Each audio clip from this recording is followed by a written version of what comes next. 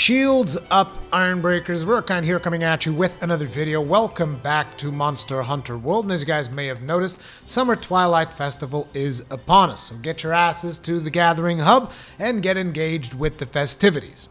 Okay, now that you've started doing that, let's actually talk about all of the things that you should be doing during the Summer Twilight Festival. Now, I did a video that breaks down most of the known events at the time. That video is still relevant if you're looking for stuff that you may have missed out up until Summer Twilight Festival. On today's video, however, I'm going to be focusing mostly on the new things that the Summer Twilight Festival brings that haven't been in the game before. Therefore, if you haven't watched the previous video yet and you want to know about important events that you should be doing, it should be showing up on the top right hand corner of this video right now. Just click on it, watch that. If you want to know, like, Rurikhan, how do I get my Wyvern Ignition Sword? It's all explained there. Now, if you guys are engaging in the Summer Twilight festivities, the very first thing that you want to do is whenever you log in, head over to the Resource Center. Why do you want to do this? Because Resource Center is going to give you daily bounties. Now, normally you have weekly bounties, and at the end of every week, if you complete them, you get your Gold Wyverian ticket. However, during the Summer Twilight Festival, very much like the Spring Blossom Festival, you're going to be getting these bounties on a daily basis. And why is it so important that you complete these bounties on a daily basis? It is because they are your most reliable way of getting Summer Twilight tickets. We're going to be talking about Summer Twilight tickets in a bit, so stay tuned. Anyways, make sure that you pick up those bounties and make sure that you complete those bounties. They are usually easier to do than the weekly bounties, therefore you don't have to stress yourself too much. It's usually just like, oh, I don't know, do 3 event quests, which you're probably going to be doing anyways, do a challenge quest, kill Lunastra. These are the ones that I've seen yesterday, but basically they'll be updating every day, so make sure you do those. Also, make sure that you actually consume your lucky vouchers, because you want to make sure that you get your daily login bonus, which will be giving you 2 vouchers instead of 1.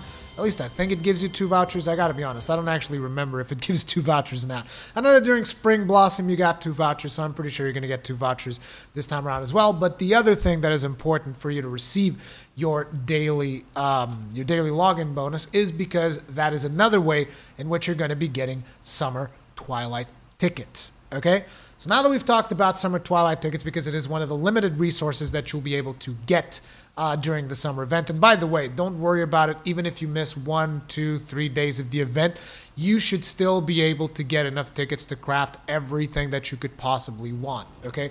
But still, try to do these events daily, because you're also going to get armor spheres and stuff, so it is useful. Anyways, with the Summer Twilight tickets, what can you get? Well, let's start with the Palico. You can get the Aloha Palico set. There's 2 versions of this set, low rank and high rank. So even if you're just starting out in Monster Hunter World and you don't want to like get involved in endgame activities and stuff, you can still get an Aloha Palico set, which is just a fun little thing, and it's not that hard to craft. So get your summer tickets and then head over to the Armor Smith Forge Palico gear and you'll be able to find the Aloha Palico set. Again, there's low rank and a high rank. The set consists of like this cool straw hat, a Hawaiian shirt, and the weapon is it a ukulele? I don't know. It's like a little guitar looking thing, which is, it's kind of cool. Anyway, the other thing that you can do with the Summer Twilight tickets is the Diver Set Alpha. Now, this set is not particularly powerful, but it is one of those things that maybe you want it. It might have a couple of skills here and there that you might be able to use. I think I remember seeing Marathon Runner on the legs. That might be useful for a couple of sets, but mostly it's not really an endgame set. It's just a fun little thing. Again, there are low rank versions as well as high rank versions of this set. There is no set bonus, so I'm not really going to get too deep with this particular set. Anyways, the other thing that you can get with Summer Twilight tickets is you can get a layered armor set of the diver set. So essentially you can wear the diver set on top of your regular armor. Now, the way that you guys get layered armor sets, for those of you that do not know, is you complete the liveries on the Resource Center. And once you get a single Summer Twilight ticket, the deep dive down delivery will appear, and all you got to do is hand in 5 Summer Twilight tickets and you will get the diver layered armor that you can wear on top of your regular armor, naturally for fashion hunting. Another piece of layered armor that you can get with Summer Twilight tickets is the Shadow Shades, which is really cool because essentially it's a set of sunglasses that you can get for your character and you can basically put those on top of your regular helmet. It's probably one of the more stylish things that you can get, and it is a pretty cool thing. Now, a couple of people are wondering, okay, Rurikhan, but how do I actually get those? Now, the name of that particular livery is Lurking in the Shadows, and you're going to need 2 Summer Twilight tickets and a Black Crystal ticket. And a lot of people were asking me last night on my live stream, Rurikhan, how do I get Black Crystal tickets? Black Crystal tickets are for the event A Flash in the Pan. Now, I talked about this event on my previous events video. Once again, that is the event that gives you the actual armor version of the Shadow Shades. So you just do that event once, you should get your Black Crystal ticket, and then you get 2 Summer Twilight tickets, and you can trade those in for the Shadow Shades. Now, the Shadow Shades is not like a full layered armor piece. It will just give you something for your head. So keep that in mind. Anyway, it is pretty cool. You can mix and match all of these different layered armors, so it's a good thing to have. Now, let's talk about another quest. I talked about this quest in the previous video as well, but now I have more details and I can actually tell you more about it. The name of the quest is Gajuwaka Outbreak. This was also another quest that a lot of people were asking me, Rurikhan, where's the Gajuwaka Outbreak quest that you guys talked about? And as I mentioned in that video, the Gajuwaka Outbreak quest is a Gathering Hub quest. It is a challenge arena quest, therefore you have to actually go to the Gathering Hub, speak with the arena last, she's the one on the left, go to challenges, and there you will find Gajuwaka Outbreak. Now, this particular quest consists of you killing 10 Gajuwakas, but there's a catch. There is a Baroth there, and whenever the Baroth gets close to the Gajuwakas, they hide themselves. So that makes it a little bit more challenging. My advice to you is, if you're having problems with this quest, if you're just starting to farm this quest, just pick up the heavy bowgun. And I know you guys are going to say, oh, but Rurikhan, I don't know how to work with the heavy bowgun. It's complicated. It's like, look, all you got to do is select the ammunition by pressing down on the D-pad. Select normal 3 ammunition. That's what you want to be shooting. That's the only thing you got to worry about. Aim at the Gajuwakas, shoot them twice, they'll go down. You'll be able to kill Gajuwakas from far away so that the Baroth doesn't interfere with you as much. Also remember, you have 2 traps in the loadout that includes the heavy bowgun. Therefore, what you want to do is, before you even start attacking the Gajuwakas, is further away from the Gajuwakas, put down a shock trap. After you put down the shock trap, wait until the Baroth comes over the shock trap, move a little bit forward, put down a, whatchamacallit, the trap, the pitfall trap, and then basically the Baroth will go from the paralyzed trap into the pitfall trap. That buys you a lot of time to kill Gajuwaka. So it's not that hard, and basically using this method you should be able to get a ranking which is going to give you the most amount of tickets for this quest. Why is it important that you get as many tickets as possible? It is because if you want to craft every single thing that you get out of this quest, you're going to need 12 tickets total. That's a whole lot of tickets, therefore you want to make sure that you get as many as possible on every attempt, which is why I said try this tactic out. It's like the easiest way that I found to do this quest. I think I once did the quest in 1 minute and 17 seconds. There were people doing it in less than a minute using this because they were better heavy bowgun users than me, so it should be fairly easy. Anyway, what are you going to get for the Gajuwaka Outbreak? You're going to get the high rank butterfly set if your character is a male. There's 2 versions of the set, the alpha and the beta. Alpha version is going to have less sockets as usual and a couple of more skills. Beta version has more sockets and less skills. Neither of these sets is particularly good for endgame in my opinion, so it's just like, again, a fashion hunting thing. It's just a cool little thing that you get. It's just bonus. It's not really that important if all you care about is meta, meta, meta. If your character happens to be a female, I believe that instead of the butterfly set, you will get the high rank version of the Queen Beetle set, because during the spring break you got the Queen Beetle set, therefore that's what makes sense now. Again, alpha and beta skills are not that great in my opinion, so it's whatever, but again, you're probably going to need around 12 tickets of this if you want to get every single thing. Now, the other thing that you can get out of this quest is the butterfly set layered armor. Requires 2 summer insect field guides. Again, it is a delivery. All of the layered armor sets, they're always a delivery in the resource center.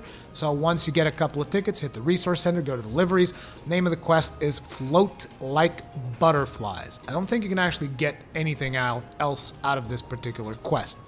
Anyway, the quest that I did not know about and that we only figured out last night, I mean, there was rumors that this quest was going to show up on the Japanese PlayStation accounts, which I thought was really weird. Like, why would it only be on the Japanese accounts? Like, that's just weird. Like, I realized that the first time that they did it was only on Japanese accounts because it was the whole USJ thing and whatever.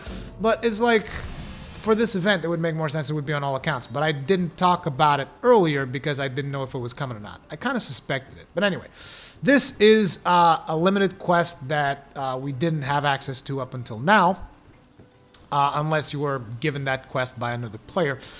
You go into this quest, and there are 3 great Jaguars in there, and one of the great Jaguars is going to be a gold crown large Jaguars. Another one is going to be a gold crown tiny Jaguars. Really small little Jaguars, really cool.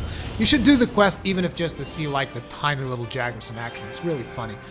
But what you can get out of this quest is you get the Azure Star Fragments or whatever they are. It's this Azure thing, and that Azure thing is going to allow you to craft a low-rank long sword. And I know what you guys are saying. Oh man, what's with just low-rank stuff? Nobody cares. But you need to craft a low-rank long sword so that when the second version of this quest comes along, you can upgrade that long sword into its high-rank version. Okay? Besides crafting the low-rank longsword, you can also craft a Palico Azure Star set.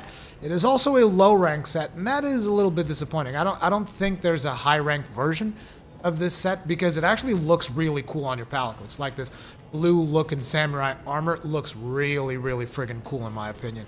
But either way, definitely you should do this, get these items, because this is a very rare quest. There's no telling when this particular quest is going to come back around. So it's just called the USJ event or whatever. Just look for USJ under the events. You should be able to find it fairly easy. Now, the other quest that I talked about also on the video was the Midnight Mayhem quest. Now this involves you taking down 10 Gastodon, and it is actually as simple as the name implies. It's just 10 Gastodon. There's no cheap tricks like the friggin' Baroth showing up in the Gajuwaka quest, am I right? But in the Midnight Mayhem quest, the reason you will want to do that is because it will give you tickets that will enable you to craft a new lance, which, to be completely honest, doesn't really look like a lance, but I really like the way it looks. It looks more like a standard from an army, you know? Like a standard bearer type thing. Like, I really like it. It's got the symbol of the Sapphire Star. It goes really well with that, I think it's called a Guild Cross set. Like, I just really, really liked it. I'm probably going to do a build around it just because I like the way that weapon looks so much. I don't think the weapon in and of itself is amazing or anything. You can't even get white sharpness with it. It does do decent damage, and it has paralysis, so it is useful. But, you know, it's not like the best thing ever, but I do really like the way it looks. So I'm probably going to do a build around that weapon just because of the looks of that weapon alone. Anyways, that is going to require you to get 4 tickets for that particular Gastodon quest. If you're having trouble with that, maybe they're knocking you around or something, and you're just like, man, these friggin' Gastodons are annoying.